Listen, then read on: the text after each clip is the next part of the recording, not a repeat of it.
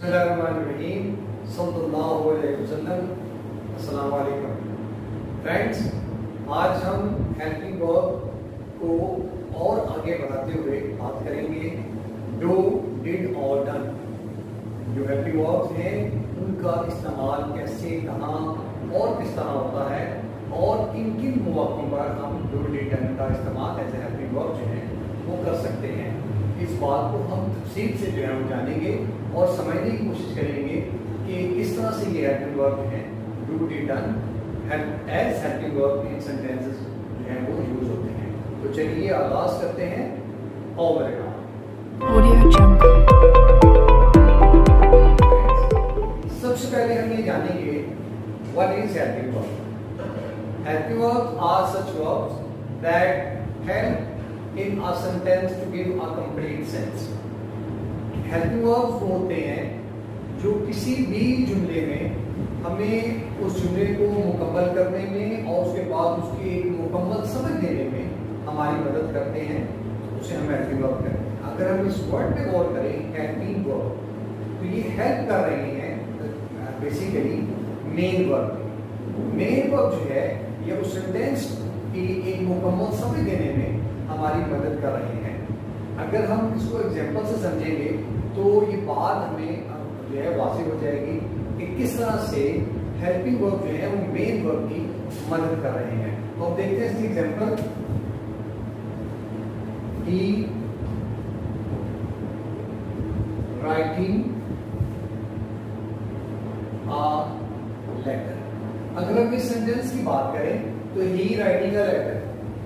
अब यहाँ बात किसी हद तक तो क्लियर है, लेकिन मुकम्मल समझ नहीं आ रही कि वो खत लिख रहा है, वो खत लिख रहा था, वो खत लिख रहा होगा या वो खत लिख चुका था। व्हाट्स तो वो बात हमें यहाँ पे मुकम्मल समझ में नहीं आ रही। अगर हम यहाँ हेल्पिंग वर्ब जो है प्लेस करते हैं, जैसे अगर हम लिखें ही इज, अगर हम लिखें इज तो he is writing a letter, बात कंप्लीट होती है।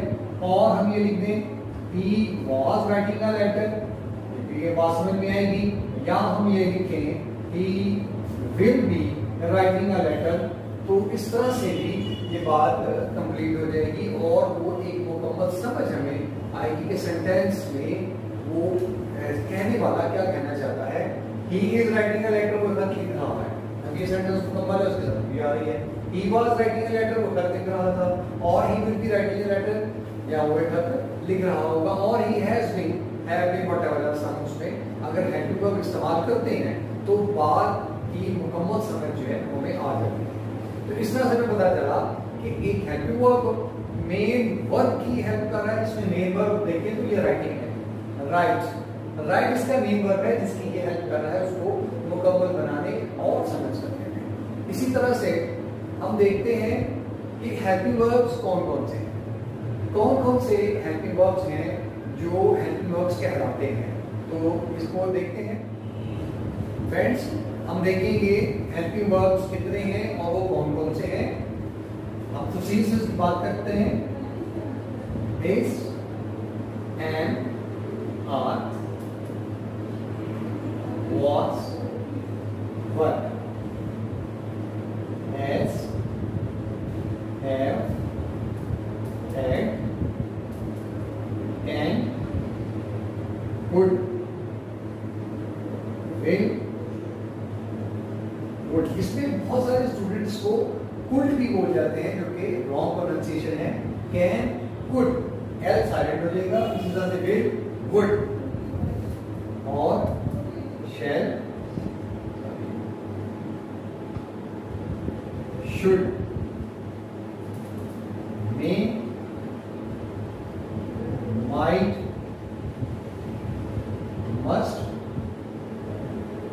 ought, o, u, g, h, t और इसके अलावा do, did,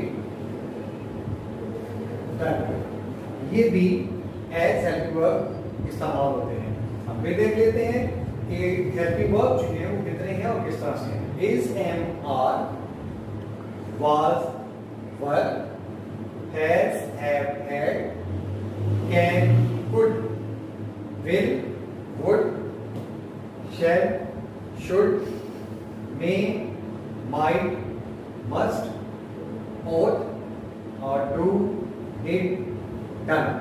इसके अलावा बीन या बी सम ग्रेडिएंट्स हैं वो ये कहते हैं कि वो भी हेल्पिंग वर्ब हैं, उनमें there is a difference between them variants as well, उनमें कुछ इख्तिलाफ भी है, कुछ कहते हैं कुछ कहते नहीं है, वो भी एज हेल्पिंग वर्ब इस्तेमाल होते हैं। तो दीज आर हेल्पिंग वर्ब्स।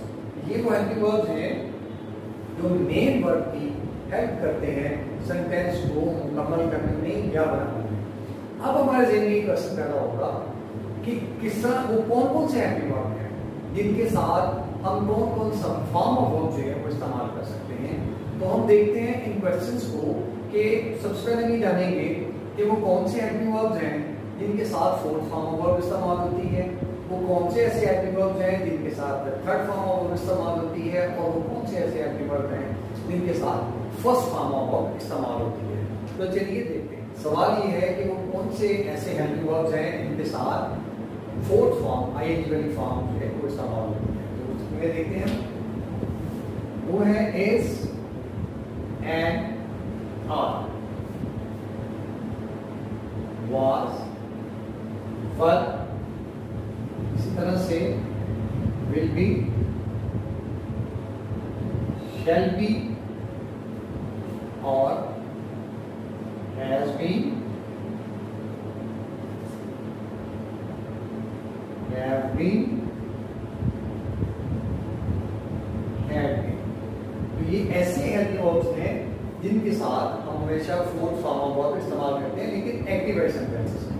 ये भी आप ध्यान में रखिएगा कि एक्टिव वॉइस और पैसिव वॉइस, ये जब वॉइस ऑफ चेंज हम करते हैं तो देन इनकी सूरत हाल जो है वो तब्दील हो जाती है। अगर हम इनको पैसिव वॉइस में ले जाएंगे तो देन वहां पे इनके साथ थर्ड फॉर्म ऑफ वर्ब इस्तेमाल होगी, लेकिन हम यहाँ पे बात कर रहे हैं एक्टिव वॉइस सेंटेंसेस की कि अगर एक्टिव सेंटेंस है तो उसमें हम इनके साथ फोर्थ फॉर्म ऑफ वर्ब इस्तेमाल करते हैं। अब बहुत सारे स्टूडेंट जो है जानने की कोशिश करेंगे कि एक्टिव वॉइस और पैसिव वॉइस का हमें कैसे पता चलता है या वो क्या होते हैं। तो एक्टिव और पैसिव की एक मिसाल वैसे ये एक प्रीवियस वीडियो भी है मेरी, उसे आप जो है वो देख सकते हैं। उसमें एक्टिव और पैसिव को डिटेल से उसमें जो है गुफ्तगू की गई है, लेकिन यहाँ मैं ब्रीफली और शॉर्टली मैं आपको ये थोड़ा सा बता देता हूँ कि एक्टिव वॉइस ऐसे सेंटेंसेस होते हैं जिनमें सेंटेंस जो है वो सब्जेक्ट से शुरू हो रहा होता है। अगर सेंटेंस सब्जेक्ट से शुरू हो रहा है तो वो एक्टिव वॉइस सेंटेंस है। फॉर इंस्टेंस, मिसाल के तौर पे, You are playing cricket। अब ये सेंटेंस एक्टिव है क्योंकि ये सब्जेक्ट से शुरू हो रहा है, सब्जेक्ट से चीज कर रहा है। You are playing cricket, यहाँ पे ये इसका एक्टिव वर्ब है, ये मेन वर्ब है, और ये किससे हम लिख सकते हैं, ये हेल्पिंग वर्ब, ये मेन वर्ब, और ये इसका ऑब्जेक्ट है। You are playing cricket, ये एक्टिव सेंटेंस है। अब देखिए इसमें हेल्पिंग वर्ब के साथ हमने आईएनजी वाली फॉर्म इस्तेमाल की है। इसी तरह से अगर इसी सेंटेंस को पैसिव बना दिया जाए तो फिर उसकी सूरत हाल जो है वो तब्दील हो जाएगी। वो कैसे?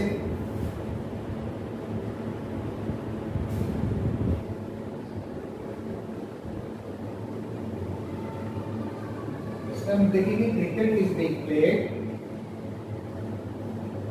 बाय। अब ये सेंटेंस पैसिव हो गया। इट मींस के पैसिव सेंटेंस जो है वो ऑब्जेक्ट से शुरू होता है। Cricket is being played by you. अब यहाँ हेल्पिंग वर्ब तो है, लेकिन हमने क्या किया, इसके साथ थर्ड फॉर्म ऑफ वर्ब इस्तेमाल की, cricket is being played by you. इसी तरह से अब आपको ये बात क्लियर हो गई कि एक्टिव सेंटेंस जो है उसमें हम अगर हेल्पिंग वर्ब इस्तेमाल कर रहे हैं, ये वाले ये ऊपर बात कर रहा हूँ, तो उनके साथ हम आईएनजी वाली फॉर्म इस्तेमाल करते हैं, फोर्थ फॉर्म ऑफ वर्ब इस्तेमाल करते हैं, जिसे प्रेजेंट पार्टिसिपल भी कहा जाता है। और अगर वही हेल्पिंग वर्ब जो है वो पैसिव में यूज हो रहा है तो देन उसके साथ हम थर्ड फॉर्म ऑफ वर्ब इस्तेमाल करेंगे। जैसे इस एग्जांपल में, इस मिसाल में आप जो है वो आसानी से समझ सकते हैं इस बात को कि you are playing cricket, I N G वाली form, cricket is being played third form, यानी कि past participle, third form of verb by you, cricket is being played by you. इस तरह से ये पैसिव और एक्टिव में आपको पता चल गया कि कौन सी फॉर्म कहाँ इस्तेमाल हो रही है। तो हम फिर बात करते हैं कि ये हेल्पिंग वर्ब जो है हमेशा फोर्थ फॉर्म आईएनजी वाली फॉर्म जो है इनके साथ इस्तेमाल होती है। इसी तरह से हम ये देखते हैं कि वो कौन से ऐसे हेल्पिंग वर्ब्स हैं जिनके साथ फर्स्ट फॉर्म ऑफ वर्ब इस्तेमाल होती है। अब हम देखते हैं कि ये वाली हेल्पिंग वर्ब जो मैं लिखने जा रहा हूँ इनके साथ हमेशा फर्स्ट फॉर्म ऑफ वर्ब इस्तेमाल होती है और इनको मॉडल्स भी कहते हैं। MODELS मॉडल्स भी नहीं कहा जाता है। आपको ये कहीं डिफरेंस का बयान करना हो कि what is difference between helping verb and modals, then you can say the such helping verbs that take first form of verb are called modals. ऐसे हेल्पिंग वर्ब्स जिनके साथ फर्स्ट फॉर्म ऑफ वर्ब इस्तेमाल होती है उनको हम models भी कहते हैं। वो कौन कौन से हो सकते हैं? Can, could, may, might, must, ought। ये वो हेल्पिंग वर्ब्स हैं। कैन है, कुड है, इस तरह से इसमें इस्तेमाल कर लें। शुड का इस्तेमाल हो सकता है इस तरह से। वुड है। तो ये वो हेल्पिंग वर्ब्स हैं जिनके साथ फर्स्ट फॉर्म ऑफ वर्ब इस्तेमाल होती है। फॉर इंस्टेंस हम उसमें जनरली देखते हैं जैसे मे का इस्तेमाल है तो हम जनरली कहते हैं may I come. Then you should work hard। इसी तरह से और बहुत सारे एग्जांपल्स हैं जिनकी वजह से ये समझ सकते हैं कि ये वो मॉडल्स हैं या ये वो हेल्पिंग वर्ब्स हैं जिनके साथ हम फर्स्ट फॉर्म ऑफ वर्ब इस्तेमाल करते हैं। नेक्स्ट क्वेश्चन है वो ज़हन में आता है कि वो कौन से ऐसी हेल्पिंग वर्ब्स हैं जिनके साथ थर्ड फॉर्म ऑफ वर्ब इस्तेमाल होती है। तो उनको भी हम इनमें से सेपरेट कर देते हैं ताकि ये बात क्लियर हो जाए कि ये हेल्पिंग वर्ब्स जो पहले बयान किए गए उनके साथ फोर्थ फॉर्म है इस्तेमाल होती है, इनके साथ फर्स्ट फॉर्म ऑफ वर्ब इस्तेमाल होती है और जो मैं अभी लिखने जा रहा हूँ उनके साथ हमेशा हम थर्ड फॉर्म ऑफ वर्ब इस्तेमाल करते हैं। तो फ्रेंड्स ये वाले हेल्पिंग वर्ब्स जैसे हैज, हैव और है, इनके साथ आपने याद रखना है कि हमेशा थर्ड फॉर्म ऑफ वर्ब इस्तेमाल होती है। इधर दैट इज एक्टिवाइज और पैसिव। वो एक्टिवाइज है या पैसिव है सेंटेंसेस में थर्ड फॉर्म ऑफ वर्ब ही इस्तेमाल होगी। जैसे मैं एग्जांपल लिखूं, he has written 10 stories। he has written 10 stories। then has इसी तरह से अगर इसको have कर दें, they have कर दें तो भी इसके साथ they have written 10 stories। फिर वही बात है कि थर्ड फॉर्म ऑफ वर्ब इस्तेमाल की गई है have written। इसे अगर had से करते हैं he had तो भी थर्ड फॉर्म ऑफ वर्ब इस्तेमाल होगी यानी past participle। he had written 10 stories। अब देखा कि has है, have है या एक्टिव सेंटेंसेस है तो थर्ड फॉर्म ऑफ वर्ब का इस्तेमाल हुआ है। एक बात और यहाँ पे आप क्लियर कर लें कि आपने गौर किया कि यहाँ पे सब्जेक्ट सिंगुलर है ही। ये सब्जेक्ट जो है वो सिंगुलर है, ये सब्जेक्ट जो है वो प्लूरल है। यहाँ सब्जेक्ट सिंगुलर है, अगर मैं इसको प्लूरल भी कर दे है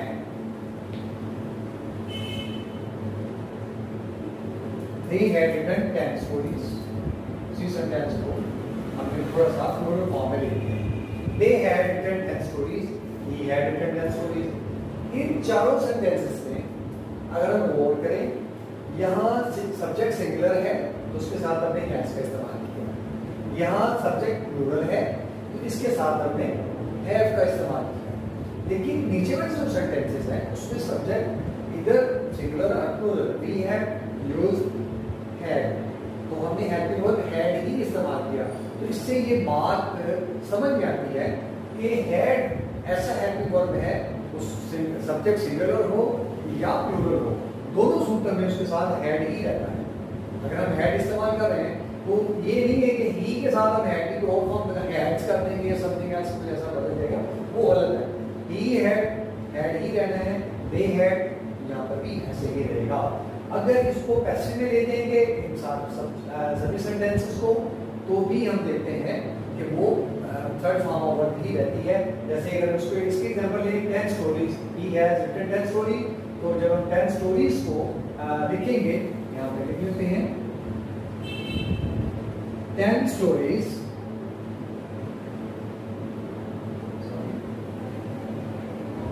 10 stories have been written by him। तो मेन क्या किया, have been written, तो भी थर्ड फॉर्म ऑफ वर्ब का इस्तेमाल किया गया।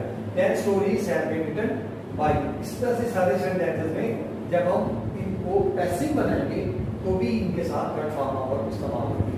तो अब तक की गुफ्तगू में हमने जो बात समझी वो ये है कि सब्जेक्ट जो है वो सिंगुलर हो या प्लूरल हो, उनके साथ हम कौन कौन सा एक्टिव में और पैसिव में, देखिए बात करें तो एक्टिव वाइज में और पैसिव वाइज में कौन कौन से हेल्पिंग वर्ड इस्तेमाल करते हैं और उनके साथ कौन कौन सी फॉर्म ऑफ वर्ब इस्तेमाल होती है। जैसे इज, एम, आर, मास्टर है, और इस तरह से has been, have been, had been, will be, shall be, इनके साथ जो है आईएनजी वाली फॉर्म इस्तेमाल होती है। यहाँ पे हमने ये बात की कि हैज है, हैड के साथ जो है थर्ड फॉर्म ऑफ वर्ब इस्तेमाल होती है, और कैन, कुड है, शुड है, मे, माइट, मस्ट है, ऑट है, इनके साथ जो है वो हम फर्स्ट फॉर्म ऑफ वर्ब इस्तेमाल कर सकते हैं। और हमने ये भी जाना कि ये इनके साथ फर्स्ट फॉर्म ऑफ वर्ब इस्तेमाल होती है, ऐसे वर्ब्स को, ऐसे हेल्पिंग वर्ब्स को हम मॉडल्स भी कहते हैं। अब हम इससे आगे बात करेंगे जो जनरली इस्तेमाल जो है वो हमारे सेंटेंसेस में नहीं होता, डू, डिड और डन। डू, डिड और डन का इस्तेमाल कैसे किया जाता है और किन किन वर्बों पर इसका इस्तेमाल हो सकता है एज हेल्पिंग वर्ब, उसके बारे में हम ओके फ्रेंड्स। अब हम समझेंगे डू और डिड का इस्तेमाल एज हेल्पिंग वर्ब। डू और डिड एज हेल्पिंग वर्ब जो है वो सेंटेंसेस को नेगेटिव और इंट्रोगेटिव बनाने के लिए इस्तेमाल किया जाता है। उसकी एग्जांपल्स मैंने यहाँ पे लिखी है, उसको समझते हैं। I write a story, I do not write a story. Negative बनाने के लिए हमने डू नॉट का इस्तेमाल किया। You play hockey, you do not play hockey. He takes medicine, he does not take medicine. इस तरह से आगे एग्जांपल में he took medicine, he did not take। हमने इन एग्जांपल्स में देखा किस तरह से do not और did not का इस्तेमाल किया गया। अब ये बात समझने वाली और बहुत जरूरी है कि किस तरह से हम do not, does not और did not का इस्तेमाल जो है वो करते हैं। अब बोलते हैं I write, यहाँ पे ये फर्स्ट फॉर्म ऑफ वर्ब है, तो इसके साथ हमने do not का इस्तेमाल किया, I do not। Okay, you play, यहाँ पर भी you do not play। जैसे ही ये सब्जेक्ट चेंज हुआ, यानी कि सब्जेक्ट सिंगुलर हो गया, ही, शी और इट, सिंगुलर सब्जेक्ट अगर ये आएंगे तो इनके साथ हम फर्स्ट फॉर्म ऑफ वर्ब के साथ एस या एस का इजाफा भी करते हैं। एस या एस का इजाफा कैसे होता है, उसके लिए आपको ये बात समझना जरूरी है कि अगर फॉर्म ऑफ वर्ब जो है वो एस, ओ, डबल एस, सी एच और एक्स पे एंड हो रही है, तो उसके साथ हम एस और ई एस का इजाफा करते हैं। लेकिन अगर उनके अलावा फॉर्म है तो उसके साथ हम सिर्फ एस का इजाफा करते हैं। यहाँ सिर्फ एस का इजाफा हो रहा है। तो ही, शी, इट के साथ जब फर्स्ट फॉर्म ऑफ वर्ब आएगी तो उसको नेगेटिव बनाने के लिए हम ही, डज नॉट, आप देखेंगे पे डज नॉट कर दिया। ऊपर वाले एग्जांपल्स में डू नॉट है, जब जैसे ही फॉर्म के साथ एस या एस का इजाफा हुआ हमने उसको does not, he does not, और ये फॉर्म ऑफ वर्ब के साथ इजाफा कब होता है उसको भी अगर आप नोट करें तो अगर सब्जेक्ट सिंगुलर है, अगर सब्जेक्ट सिंगुलर है, स्पेशली ही, शी, इट, मैं दोहरा देता हूं कि ही, शी, इट, अगर ही, शी, इट है तो उन ऐसे सब्जेक्ट के साथ हम फर्स्ट फॉर्म ऑफ वर्ब जब इस्तेमाल करेंगे तो फिर एस या एस का इजाफा करते हैं।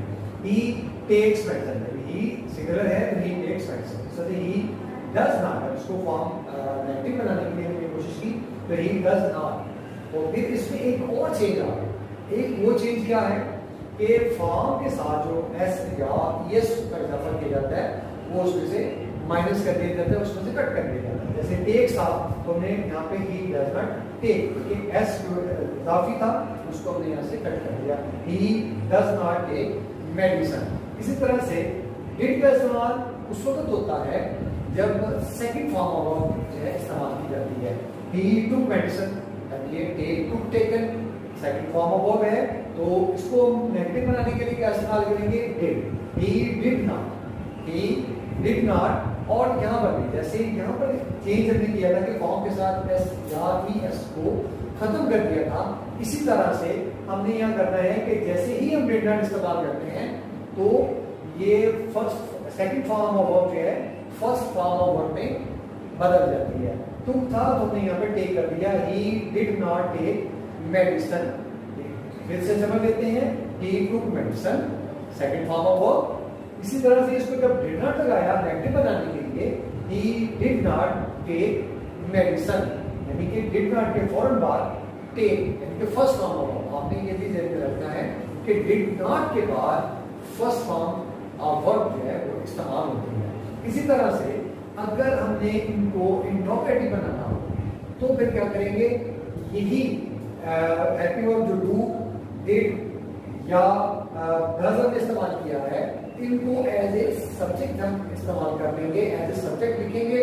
तो या दूसरे आसान अल्फाज में हमने समझने के लिए कि इनको सेंटेंस के आगाज में लिख देंगे तो सेंटेंस जो है इंट्रोगेटिव बन जाएगा। इन एग्जांपल्स को देख लेते हैं। I do not write a letter, तो जब इसको हम बनाएंगे तो डू आई यहाँ पर जाएगा, do I right story, do I right. और देन साइन ऑफ इंट्रोगेशन। ये मत भूलिएगा कि सिंपल सेंटेंसेस में, अफर्मेटिव सेंटेंसेस में हम सेंटेंस के लास्ट में फुल स्टॉप प्लेस करते हैं, लेकिन जब सेंटेंस इंट्रोगेटिव बन जाता है तो उसके आगे में साइन ऑफ इंट्रोगेशन।